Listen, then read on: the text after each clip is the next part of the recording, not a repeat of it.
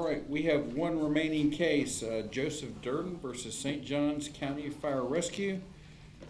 And counsel, you may take the podium and start when you're ready. Thank you, Your Honor. You have 20 minutes. Of course, you're not required to use all 20 minutes. Thank you, Your Honor, and good afternoon, Your Honors. May it please the court, Vinnie Luzzi on behalf of the appellant. I'd like to reserve 3 minutes for rebuttal time. I will be arguing for 9 minutes, and amicus will be taking the rest of the allotted time. Now, Okay, have you know that y'all are responsible for keeping that? I will try to remind you, but I take no responsibility whatsoever. thank you, Your Honor. Yes, Mr. Taylor reminded me of that this afternoon. We're here today on a significant issue that raises public policy concerns for first responders who suffer from heart arrhythmias pursuant to Section 112.18. Now, as we know, Section 112.18 creates a rebuttable presumption for occupational disease, firefighters, and first responders who suffer from heart disease or hypertension. In order to satisfy the presumption, the first responder must meet the 4 elements of the criteria. Well, in this case, the parties agreed before the JCC that the appellant met 3 out of 4 of the elements. He was a firefighter who successfully passed a pre-employment physical upon entry into service that failed to reveal evidence of heart disease, and that on the date of the accident, he was disabled as a result of his AFib condition. So the issue before the JCC was whether the AFib condition, heart arrhythmia, was considered a protected condition of heart disease under the statute. Now, this issue only arose following the decision in North Collier Fire Control and Rescue District versus Harlem. Prior to the Harlem decision, there was no question that a heart arrhythmia was considered heart disease. However, the JCC here relied on that Harlem decision and found that the appellant's AFib was not considered heart disease because it was not a disease affecting or weakening the heart muscle through a degradation of the vessels or valves. Now, our position today is that that Harlem case is limited. It's limited to its specific facts and the condition involved in Harlem, and that it was an error by the JCC to rely on the Harlem decision when interpreting the term heart disease as it applies to the appellant's AFib condition. So my understanding of Harlem is we basically said that the aorta was not the heart. Correct, Your Honor. Okay. Yes. And Judge Tannenbaum, I know you wrote the order to Harlem, so I hope we can have a good discussion on what this means. However, I actually agree with Harlem. I would agree that a thoracic aortic aneurysm that did not involve valvular surgery would not be considered heart disease. And I think that was the distinction, and I believe that was the extent of Harlem. You know, Harlem, again, dealt with the aortic aneurysm. Harlem was presented with conflicting IME testimony before the JCC. Claimant's IME said, yes, that aortic aneurysm is heart disease. Carrier's IME said, no, it's not heart disease. And so the JCC in Harlem looked at our other aortic aneurysm case, which was the City of Venice v. Van Dyke, and held, yes, it is heart disease based on this decision. However, as this court noted in Harlem, they reversed that decision based on the difference between having the valvular surgery versus not having the valvular surgery with the aortic aneurysm. And the point being is that that is the holding of Harlem. Harlem held that a thoracic aortic aneurysm without valvular surgery is not a protected condition under 112.18. And I believe that is the extent of Harlem. But why? What is the analysis that supports that holding? And I certainly will get into that, Your Honor. The Well, Harlem that's court, part of the holding itself, right? So, yes, if you could answer that. correct. So the Harlem court went into 14 or 15 different uses of the term heart disease. They looked at various literature, various legal reviews, primarily from the 1950s and 60s, to get to their holding that the aortic aneurysm without valvular surgery was not heart disease. Then you understand why it was the 50s and 60s. Absolutely, Your Honor. That was the enactment of the statute in 1965. Now, I would pose that the aortic aneurysm does not fit in any of the 14 uses of the term heart disease in Harlem. However, AFib would fit in 9 of them. And so I believe that the Harlem court was specifically looking at the condition of the aortic aneurysm to determine whether or not that condition constitutes heart disease. And and I will note, and I'm sure that your honors have read in the briefs, the IMEs here unanimously agree AFib is heart disease. They agree that AFib was considered heart disease in the 1950s and 60s. They agree that AFib is a disease of the heart muscle itself. You know, we're not dealing with the structure of the heart. We are dealing with the heart itself. And when somebody is in AFib, Yet ironically, in Van Dyke, it was the structures of the heart that was pivotal for that decision. And what are the structures of the heart here that would be, that are involved with AFib? correct, Your Honor, and I would say that we're not dealing with structures of the heart. Right, so it wouldn't have fitted under even the definition or the discussion of Van Dyke, which then we distinguished in Harlem, and now you're trying to limit Harlem and say, even though AFib wouldn't have fallen under Van Dyke, which we narrowed, it would fall under Harlem, which was narrowing Van Dyke. So explain, so now you want to expand it beyond what Van Dyke said. It's more than just structures of the heart. It has to do with the heart in some way. Well, no, Your Honor, I think Van Dyke listed the Dorland's Medical Dictionary, right? Any organic, Yes. functional, or mechanical condition of the heart or its structures that causes trouble. And Van Dyke said, okay, well, we're talking about the structure of the heart, the aortic aneurysm fits into that definition, boom, we have heart disease. Harlem said, no, you know, look at these visual interpretations that Van Dyke relied on, and this is why it's so wrong. You know, the aorta is the largest artery in the body, it goes from your chest to your stomach. So as the Harlem court noted, arguably if you have an aortic aneurysm in your stomach, is that heart disease? No, and I would completely agree with that. The difference here is we're talking about atrial fibrillation, which this court has recognized in the past, and I've noted that in the Marks and the Carney decisions, where both doctors agree this is unequivocally heart disease. It is in the atrium of the heart, which is a chamber inside the heart muscle. It causes a decreased function of the heart. It leads to heart failure. And if untreated, it can actually damage the heart muscle and the heart valves. And so my point being today is that Van Dyke and Harlem would really have no applicability when you're looking at an AFib case. You know, what is heart disease as it stands right now is a question for the doctors. And Why? They're not lawyers, and we're talking about a statutory term. So, and you saw that even in Harlem, you had, and we just talked about in the last OA, you can find apparently a medical professional to say something on either side in a lot of these cases. And that's what you had in Harlem. You had one doctor saying it is heart disease, and another doctor saying if you ever went to medical school, you would know the aorta is not part of the heart, so what are you talking about? So now you're arguing we should have doctors tell us what is and is not heart disease without any understanding what the statute says. well, Your Honor, I would say, well, and I know this was kind of hinted and discussed in Harlem some, but what is heart disease? The doctor, based on their experience, what medical definition, what they would use, would look at the term and say yes or no based on their knowledge. You know, if Harlem tells us we're looking at heart disease from 1965, so if we have to ask the doctor, hey, does AFib fit within the medical definition of heart disease from 1965?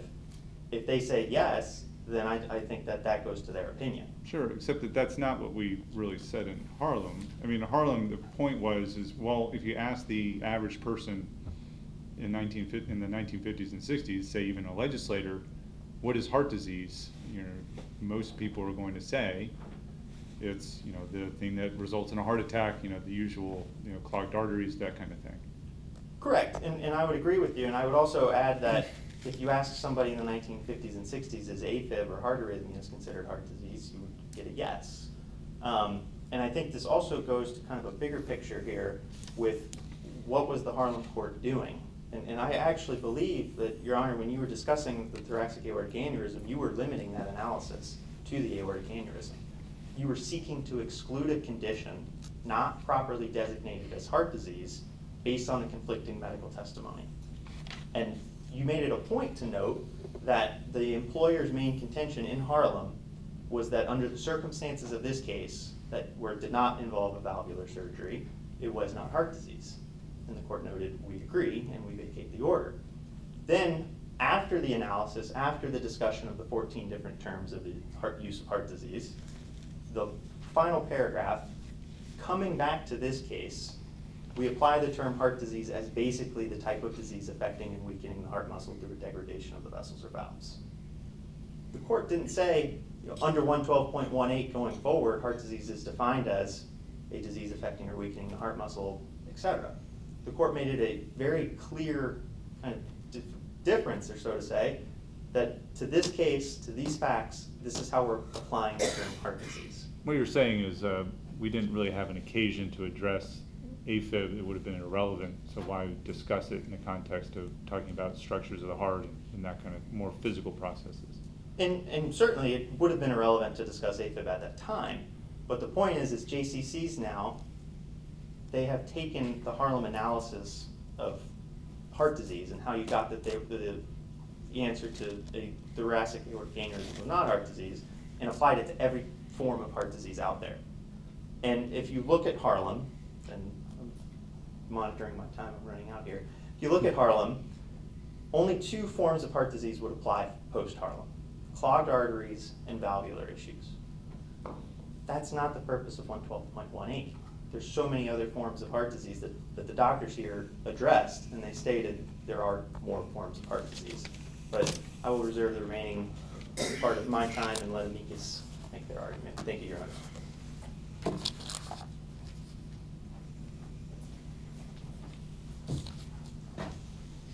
Good afternoon, Your Honors. My name is Nathan Cook. I'm here today representing the Florida Department of Financial Services. May it please the court. The department's goal in this matter is different than the appellant's. Our goal is to ensure that the Florida workers' compensation system operates accurately, consistently, and effectively. However, this court's decision in Harlem threw chaos into that system by establishing an under-inclusive and ambiguous definition as the term is used in the Heart-Lung Statute, section 112.1. So I just heard your co-counsel say that Harlem was correctly decided. Do you disagree? No, Your Honor. The department does not contest the decision of Harlem. We just contest a particular analysis of Harlem as to what heart disease is. We believe it's under-inclusive. So your argument is that the JCCs are interpreting Harlem wrong? Yes, Your Honor, that is Okay. correct. Go ahead, Judge. Yeah, because I thought your co-counsel was just distinguishing and pointing out that Harlem was addressing a particular problem and wasn't addressing this other, Yes, to clarify, these Your other Honor. aspects. Yes, sir. I would say that the way it is read, literally, it seems to be under-inclusive, and the JCCs are interpreting as under-inclusive. With respect to AFib and the purpose, and that's where your co-counsel left off, the purpose of the presumption statute, and you heard it in the last OA,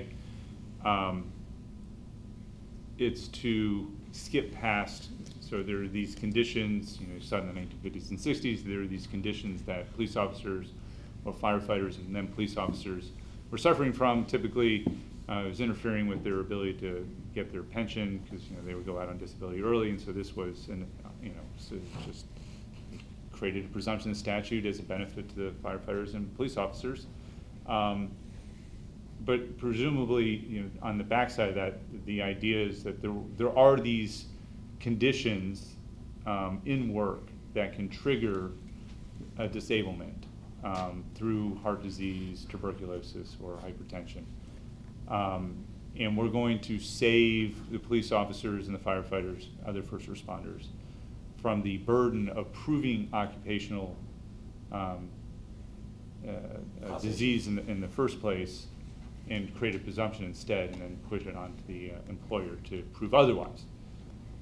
With respect to AFib, is your position that there are circumstances where there actually are environmental, work environment conditions that can trigger AFib, such that this statute, the policy of this statute, would be accomplished by reading AFib into heart disease?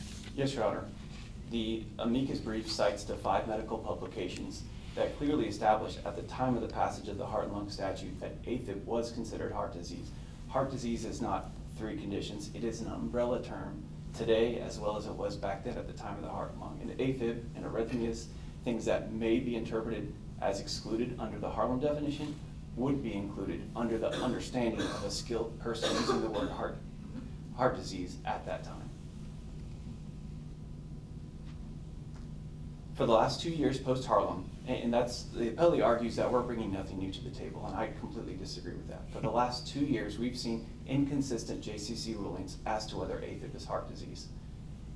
We believe the department suggests that the primary reasons for those inconsistencies are three things.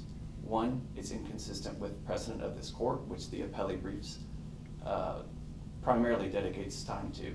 So we will be breezing over that. The second is that we believe the Harlem definition is inconsistent with the plain language of the statute. And lastly, we believe that the definition is inconsistent with medical science. Specifically as to this court's precedent, and again, just gonna briefly notice this, Harlem did not distinguish, did not overrule, and did not mention any of this court's prior precedent in its opinion. Therefore, the JCCs, as well as the department, is struggling in understanding which precedent applies when we're looking at an AFib heart disease compensation case. So, as we've seen in Hart, as well as Toomey. Why couldn't they follow the last decision of this court on an involving AFib? Well, that's been some of the JCCs, but these other precedents from this court are specifically speaking to AFib. So it seems to be more on point than Harlem would be. Two cases that I would like to mention, the analysis of the JCC seems to do a shotgun approach in doing its analysis, and I'll explain that. Those two cases are Hart v. Lake County Sheriff's Office, as well as City of Delray Beach versus Tomei.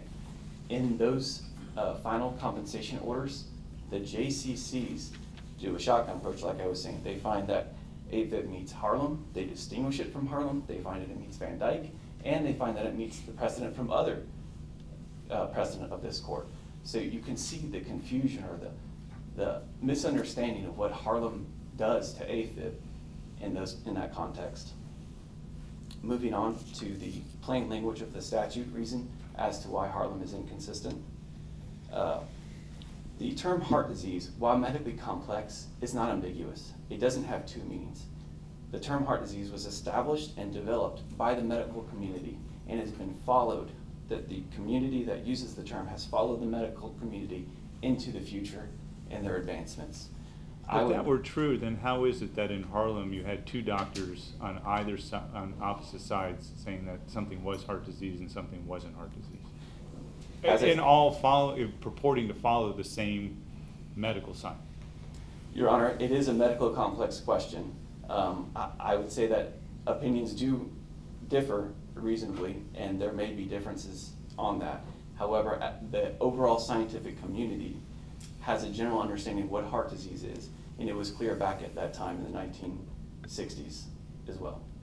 Counsel, so AFib can, in theory, produce damage to the heart. Is there any evidence in the record here that it did damage the claimant's heart? Not past tense, that it may cause damage in the future.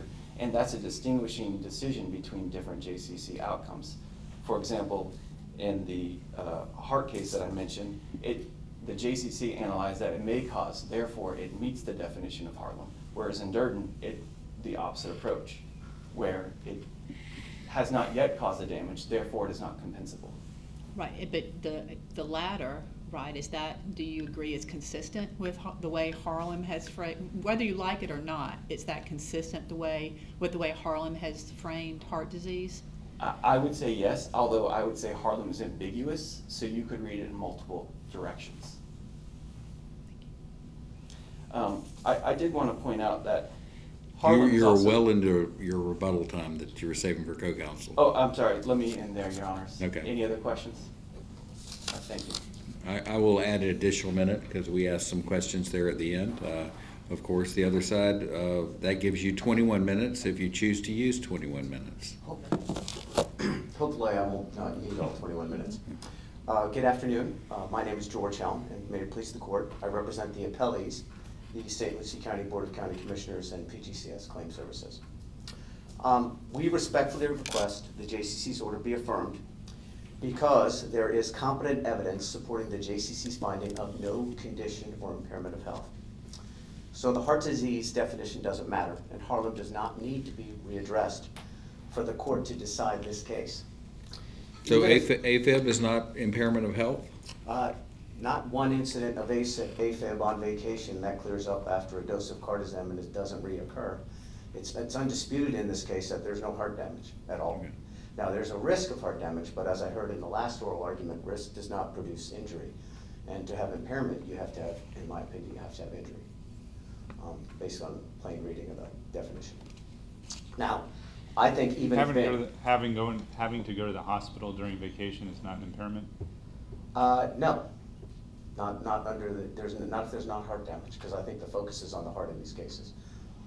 Even Well, if if there were hypertension, then there wouldn't be heart damage necessarily, but there still might be impairment. If there's tuberculosis, obviously there's not gonna be heart If- damage, but it's still possibly impairment. Yes, if the court were to conclude that the risk of injury is enough for there to be impairment, I think that analysis. No, would I'm be- asking about, like, you're on vacation, you hope to actually just go to the beach and hang out and relax, and suddenly you find yourself going to the hospital. That seems like an impairment on your plan for the day. It certainly puts a damper on it. Yes, and if you were to look at it that way, I can see the point, but the impairment by definition is to injure or to cause harm to something. And here, if the focus is on the heart, that one incident of atrial fibrillation had no effect on the heart. No effect on his heart. Now, did it create a risk that he might have some effect down the road? Yes, I suppose it did. I mean, but it sounds like you're looking at the wrong end of the statute, because there's two participles. Yes. There's one at the beginning and one at the end. So an impairment caused by, and then also, did it cause disablement or death, which sounds like more like what you're talking about. No, I think that disability. Which would be, you'd actually have to have some sort of injury that pulls you out of work in some way. I would respectfully assert it's the opposite, that the time off from the hospital could potentially be disabling because it would affect his capacity to earn, but would not necessarily impair him. Okay, and especially since he recovered without any heart damage. Now, I would also assert that even if Van Dyke applied to this case, it wouldn't be compensable because there's no condition or impairment of health caused by the atrial fibrillation. This AFib incident had no effect on Mr. Durden's heart. Remember, the focus. Well, just to be clear, but just to be clear, are you saying that it wasn't an impairment in health, or it wasn't an impairment in health causing a disability? It wasn't an impairment in health because it did not cause any heart damage. Now, it did result in a brief period of incapacity, but incapacity or disability is also different than impairment. Firefighter Durden suffered an episode of atrial fibrillation while on vacation on August 24th, 2023. He sought compensability of his atrial fibrillation condition solely on the basis of section 112.18. For application of 112.18, he has to prove he suffered a protected condition. A protected condition is any condition or impairment of health caused by tuberculosis, heart disease, or hypertension. Judge Stanton's order denied compensability because Mr. Durden did not meet this burden of proof. There are essentially two parts to this statutory language. A condition or impairment of health caused by tuberculosis, heart disease, or hypertension. Now, I think the standard of review is mixed if we get into a Harlem analysis, whether that definition was correctly applied. I think it's a de novo review. But whether the said disease here resulted in a condition or impairment of health is a factual matter subject to competent substantial evidence review. And in this case, the judge clearly found there was no heart damage. There is no statutory definition of a condition or impairment of health. So we look to the plain meaning of the words. Impair, now I can only go back to 1968, finding definitions, I couldn't find anything earlier. But impair in the Black's Law Dictionary in the 1968 fourth edition was to weaken, make worse, lessen, empower, diminish, or relax, or otherwise affect in an injurious manner. I also looked at the 9th edition, because I happen to have that one handy at my desk, and impair is no longer in there. Now impairment is defined as the fact or state of being damaged, weakened, or diminished. Now we know from the Caldwell case, Caldwell versus Division of Retirement, which we use as guidance, that the heart attack Mr. Caldwell suffered was a condition or impairment of health caused by coronary artery disease. In Caldwell, the focus was on the effect on the heart. We know from the Van Dyke case that they relied on any debilitating effect the aneurysm had on the heart rather than the location of the aneurysm. And we assert that a condition or impairment of health in the context of heart disease is the debilitating effect on the heart. Applying the same analysis to Durden, the judge looked to whether there was any debilitating effect on the heart caused by the atrial fibrillation, and there was none. He found there was no damaging or weakening of the heart muscle, and that finding is supported by competent substantial evidence and should be affirmed. The heart disease definition doesn't matter because there is no condition or impairment of health in this case. There is no actual heart damage. And there's zero evidence that the single episode of atrial fibrillation while on vacation, after I might point out also apparently had a few cocktails that day, had any impairment or adverse effect on the heart muscle. So his condition doesn't require any ongoing medications. So even under the Van Dyke definition, I don't think this would be compensable. Well, what about, and I'll come back to how you reconcile your definition of impairment with hypertension, if that were at issue. But are you saying he didn't suffer disablement? I mean, assume they're correct in everything. Assume that AFib is heart disease, and it caused some sort of impairment because he, had to go to the hospital for something or other. Was there a disability? In this case, we stipulated to disability. Trial counsel did. We went through the analysis. It was a close call, but he did suffer. And some of them, like the Sadaka case, that was also my case too. And believe it or not, Van Dyke was my case, and so was Harwood my case at trial. So I have a little understanding of this area.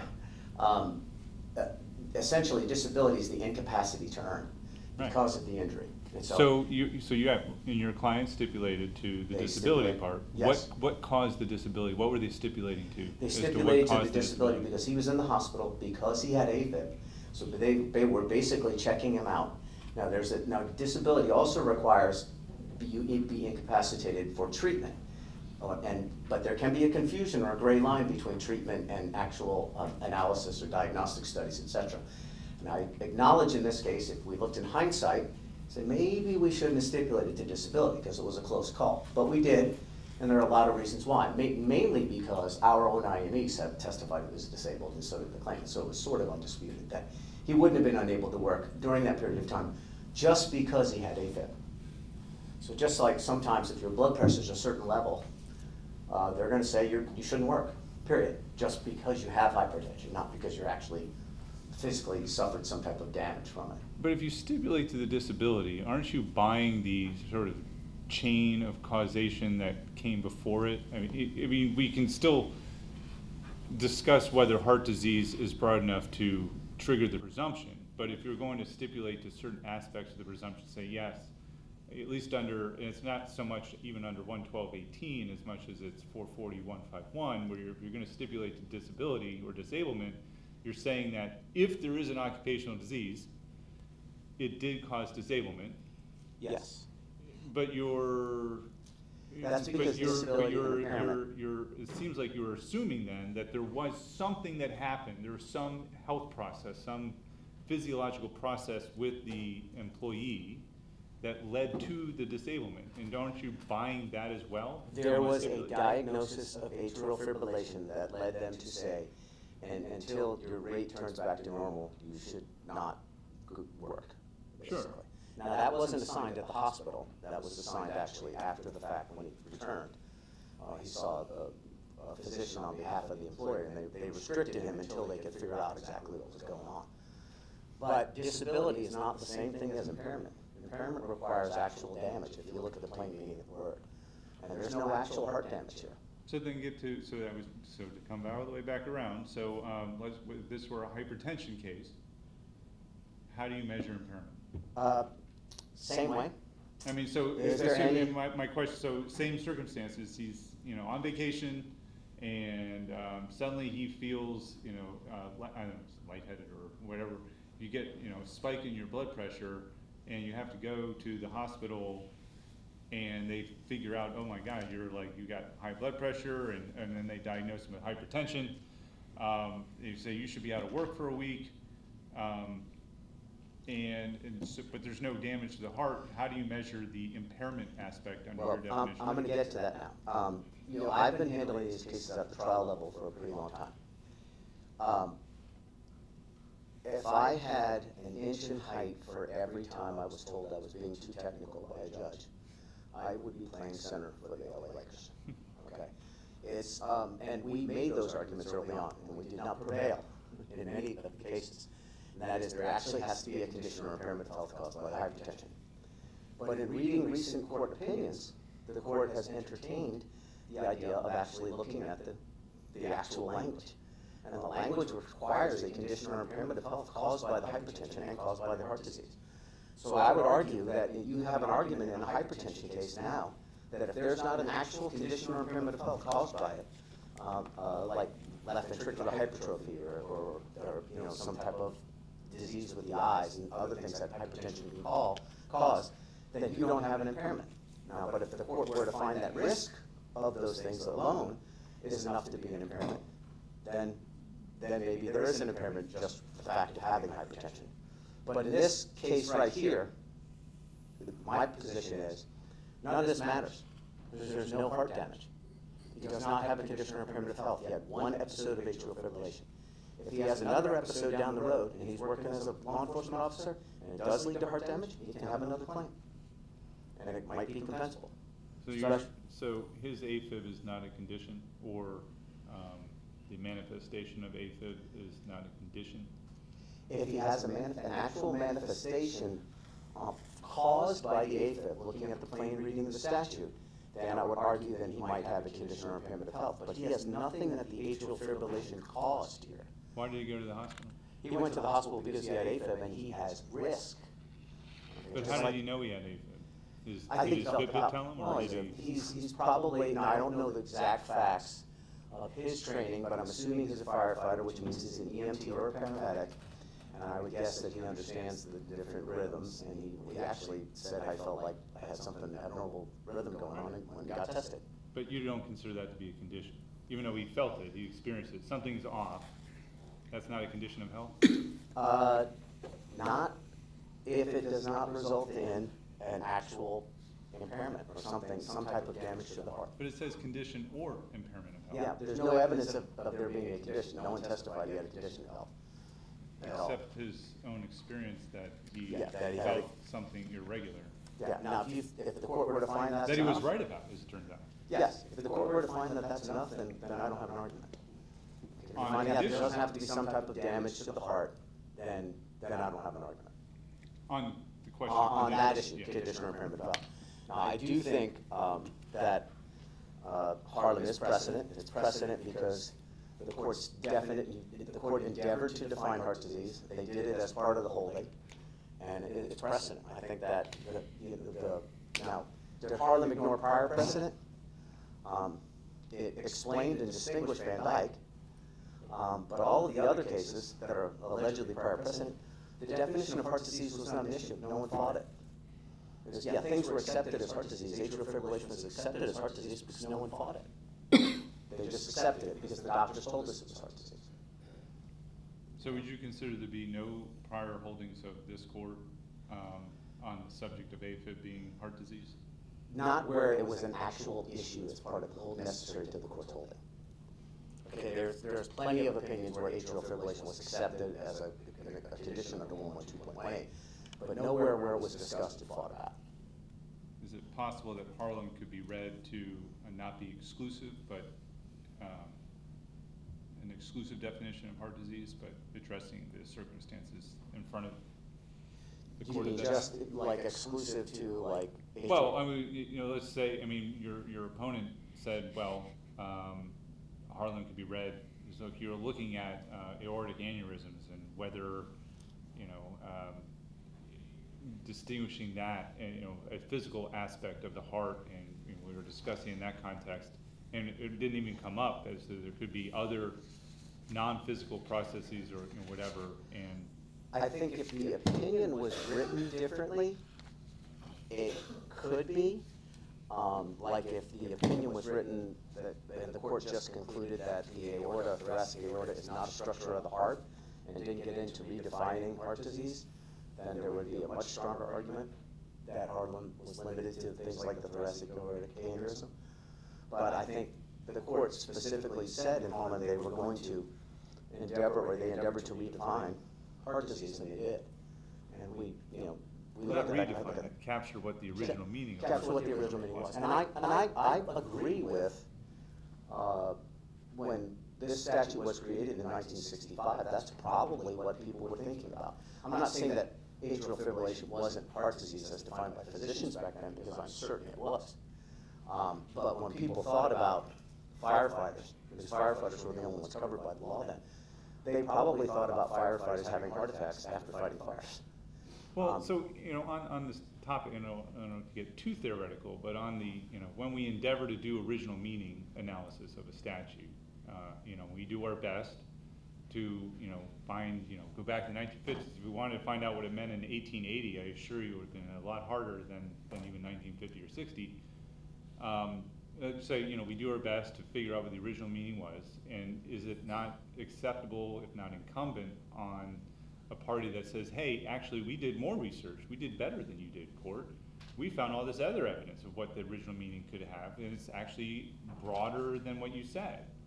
Is Yeah. that, No, I think what's that's your our response response. to their position that actually, if you go back and look at some of the other literature, it's Yeah, actually but- broader and includes No. AFib? I have not researched this, but I would accept the conclusion that the definition of heart disease by physicians in 1965 included atrial fibrillation. But I also accept the conclusion that when the legislature was passing this law in 1965, they weren't thinking about atrial fibrillation. Probably, and I haven't researched this, but probably because it wasn't as understood back then as it is now. It is prevalent. I can tell you that from a practitioner standpoint, I see as many AFib cases as I see do CAD cases, a lot of them. And that may be due to various factors, but the reality is back in 1965, I'm not sure it was understood well, but it did exist, and it was heart disease. And then one of the flaws in the original meaning sort of theory or approach is there's no way to know actually what, not that you can even assess what, or even whether it matters what an individual legislator understood at the time. We're supposed to look at, because generally speaking, what was understood, and I don't know, does it matter that the medical community understood it, because you don't know if the legislators talked to the medical community when they're drafting the statute, and so now we know, how do you make that kind of call? Unless you have a time machine, there's no way to do it with certainty. But I think it's logical to assume that atrial fibrillation was heart disease in 1965, but it probably was not as prevalent and as understood, and it probably was not what the legislature was thinking about when they passed the law, because they were dealing with heart attacks. Unless it was possible legislature, and we've already described several times today alone as to what the purpose potentially was for the statute in the first place. And, if they knew about it, it's possible they weren't going to exclude one thing that firefighters and police officers were suffering from in favor of another. Yeah, no, I would agree with that.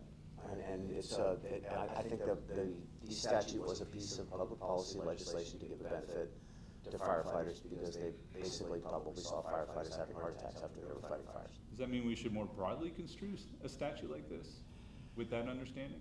Or is it a neutral, strictly construe? What do you think? Well, that's tough. I don't think that's my call. It's above my pay grade. But my position here is that none of this stuff really matters in this case, because there's no condition or impairment of health. If you're going to focus on the strict statutory language, it's a condition or impairment of health caused by tuberculosis, heart disease, or hypertension. If there's no condition or impairment of health, the presumption doesn't apply. It's that simple. So we request that the JCC's order be affirmed, because there's competent substantial evidence to support it. Thank you for your time. Thank you.